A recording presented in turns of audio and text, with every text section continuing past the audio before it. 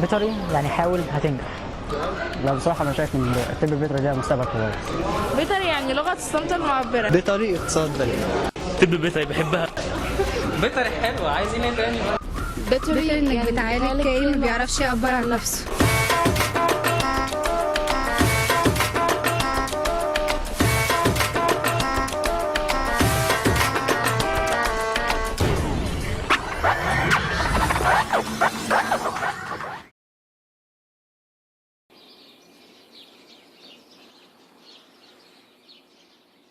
كان يا مكان حكايه بس مش من بتوع الف ليله وليله.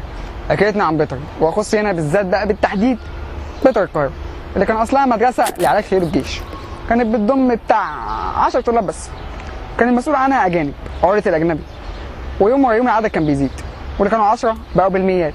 فتحوا فرع جديد للكليه، ومن هنا بدات رحله العذاب من الكليه القديمه للجديده والعكس.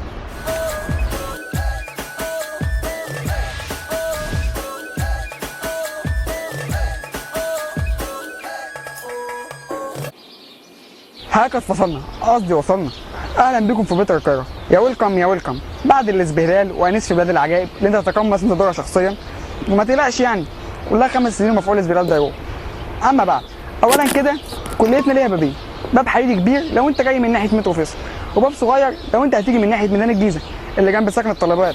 ها؟ سكن الطالبات. لو انت بقى هتخش من ناحيه مترو فيصل فانت هتكسر شمال، تمشي حبه غلطتين قوي هتعدي على العيادات الخارجيه، هتلاقي على يمينك كولدير وزناقه على شمالك والقسم في وشك. خش في الزناقه، لا مش بتاعتك، بتاعت هيثم. خش في القسم هتلاقي زناقه تانية، يبقى انت اكيد في قسم ايه؟ قسم رعايه. في قسم ايه؟ قسم رعايه. بص يا معلم، رئيس القسم دكتوره ميرفت.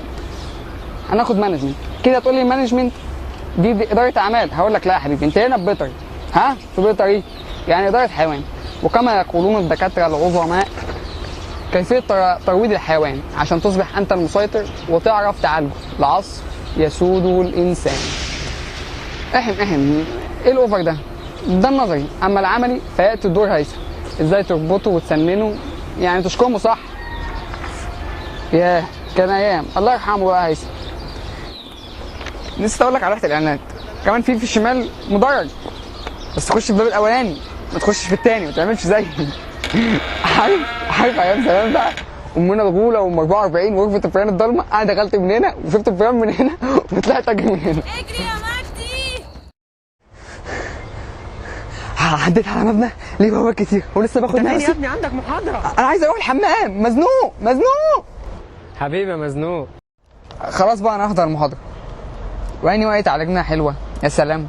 مشيت شويه ولقيت قاعه المؤتمرات على يميني، وبعدها الملعب. مشيت كمان شويه ولقيت ايه ده؟ كافيتيريا؟ ياه، مش لو كانت المحاضره هنا. صح المحاضره. طلعت مبنى المدرجات بسرعه، وطلعت مدرج 5 اللي في الدور الثاني من غير الارضي. الحمد لله الدكتور كان لسه ما دخلش.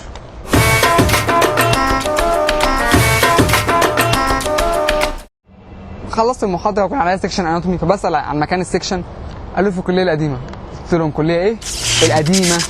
يا ريتني ما عرفت ان في كليه قديمه كليه جديده. من ساعه ما عرفت وانا رجلي محتاجه قطع غيار، مش قادر.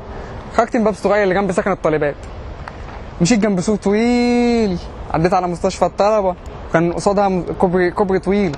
مشيت مع الكوبري الاخر ووصلت اخيرا، ولقيت الكشك اللي ايه بقيت انا وهو عشره عمر. وبصل عن قسم الاناتومي، قالوا لي امشي على طول هتلاقي مبنى بالكح وتعيط قدامه. يبقى انت اكيد كده وصلت. استغربت انا جدا بقى. وصلت عند مبنى